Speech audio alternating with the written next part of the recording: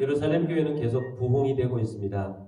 교회는 구제에 힘썼습니다. 그러나 이 구제로 인해서 갑자기 갈등이 생겼습니다. 구제에 소외되었다고 불만이 터져나온 것입니다. 헬라파 과부들이 매일 구제에서 소외되고 있다고 불만했습니다. 섬기는 사람들은 불만을 잘하지 않습니다. 그러나 섬기를 받는 사람들 중에는 불만이 많을 수 있습니다. 특별히 구제를 할 때에 잘해도 어떤 사람들은 소외의식을 느끼는 사람들이 있을 수 있습니다. 사도들이 소외시켜서 하는 그렇게 됐다고 볼 수는 없습니다. 하느라고 했지만 불만이 나올 수 있다는 것입니다. 이 불만이 나왔을 때 사도들은 이 문제를 근본적으로 해결하는 것을 보게 됩니다. 사도들이 자기들이 집중해야 할 일, 그것이 있는데 집을 팔아서 가져오는 사람들이 많아서 구제하는 데 집중하다 보니까 말씀 사역도 약해지고 구제 사역도 힘에 붙이는 것입니다. 그래서 사도들이 결단을 내립니다. 그 결단은 4절 말씀 봅니다. 우리는 오로지 기도하는 일과 말씀 사역에 힘쓰리라 하니.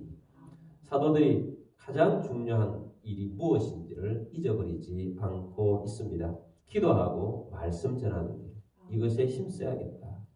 오늘날도 목사님은 기도와 말씀 사역에 최선을 다해야 하고 또 성도들은 그렇게 할 수 있도록 여건을 마련해 주어야 합니다.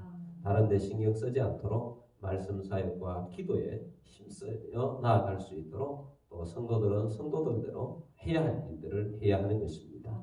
교회가 약하고 어려울 때는 목사가 온갖 일들을 다 합니다. 그러면 다 부족해지는 거죠. 말씀 사역과 기도 사역에 집중할 수 있도록 또 성도들은 성도들대로 받쳐주는데 바로 받쳐주는 일을 하도록 이제 집사들을 뽑았다는 것입니다. 그래서 구제를 비롯해서 다른 사역들은 충성된 사람들이 해야 합니다. 자, 여기에서도 7명의 집사를 따로 세우기로 합니다. 3절 말씀 보겠습니다. 형제들아 너희 가운데서 성령과 지혜가 충만하여 칭찬받는 사람 7을 택하라. 우리가 이 일을 그들에게 맡기고. 아멘. 자, 여기 어떤 기준으로 뽑았는가 하는 3가지 기준이 나옵니다. 첫 번째는 성령이 충만한 사람입니다. 주의 일을 하는 모든 것들은 성령의 힘으로 해야 합니다.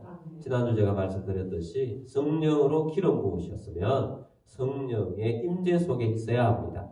꼭 말씀과 기도하고 예배 때만 성령이 있어야 하고 우리의 삶 가운데는 성령을 멀리하는 것이 아닙니다.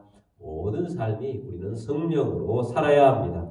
자기 힘으로 주의 일을 하면 한계가 있습니다. 내 생각대로 주의 일을 하면 한계가 있습니다.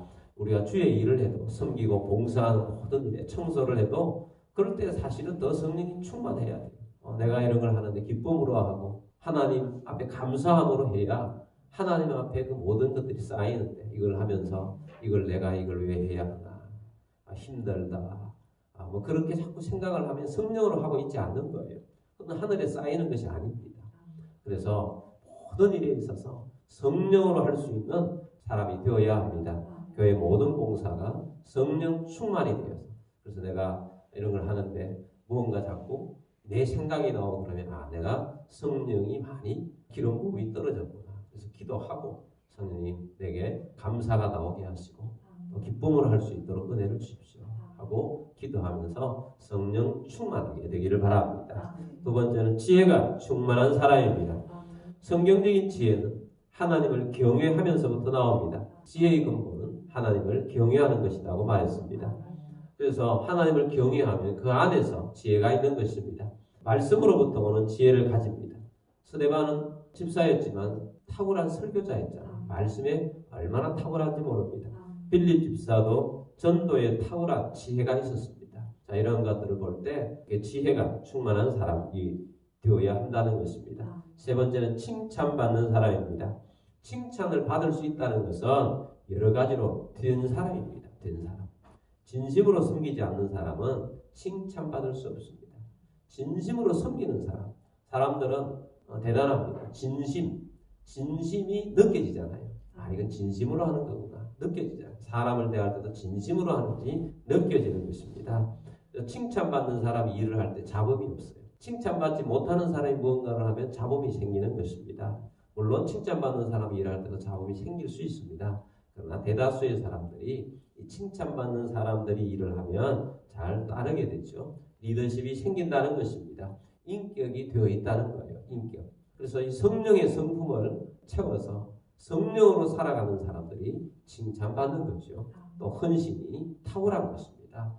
저 사람이면 나도 우리도 저 사람이 하자고 하면 따를 수 있어. 이런 사람이라는 것입니다. 자, 그래서 성령에 충만한 사람, 지혜가 충만한 사람, 칭찬받는 사람 7을 택했습니다. 6절 말씀 보겠습니다. 사도들 앞에 세우니 사도들이 기도하고 그들에게 안수하니라. 아멘.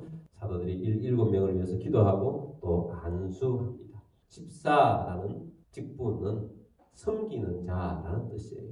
자, 섬기는 자를 뽑았다라고 원어에 되어 있기 때문에 집사라는 직분을 세우는 것입니다. 교회 모든 직분은 섬기는 직분입니다.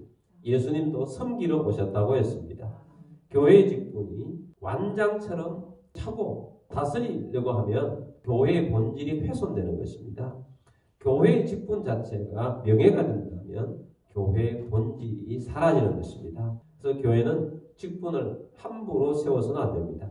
또 직분을 받은 사람은 교회의 직분을 대수롭지 않게 여겨서도 안 됩니다. 주님께서 주시는 직분이기 때문입니다.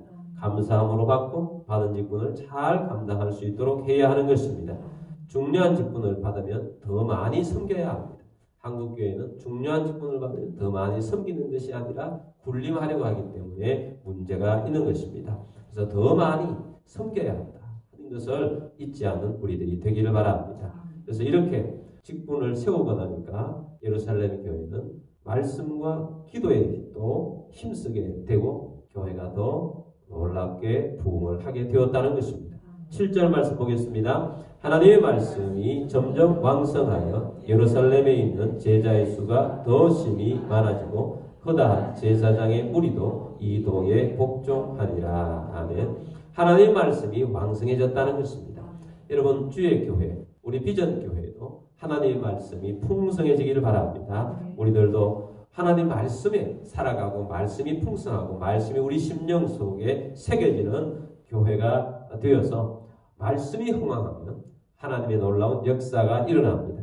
그리고 이 말씀에 보니까 예루살렘에 있는 제자의 수, 제자라고 썼다는 것입니다. 제자는 예수님을 따른다는 것입니다. 여러분, 우리들도 예수님을 따르는 자가 되길 바랍니다. 우리는 예수님을 따르는 자. 나는 제자다. 나는 예수님을 따르는 제자다. 그래서 나는 예수님을 따르는데 변함없는 사람이다 하며 나아가는 우리들이 되길 바랍니다. 자, 이렇게 되었더니 제자의 수가 더 심히 많아지고 허다한 제사장의 무리도 이 도에 복종하니라. 제사장들이 돌아왔다는 것은 대단한 일입니다. 얼마 전까지만 해도 이 제사장들이 채찍질하고 예수 이름으로 말하지 못하게 했던 그런 사람들이 제사장들이었습니다. 그런데 이 제사장들이 허다한 제사장들이 예루살렘 교회에 들어와서 믿음 생활을 시작하게 되었다는 것입니다. 잘 몰랐던 사람, 예수님을 십자가 못 박으러 추대했던 사람들도 주님 앞에 돌아오기 시작했다는 것입니다. 성령이 충만해지고 또 교회가 제대로 되어가니까 하나님의 놀라운 역사가 일어났습니다.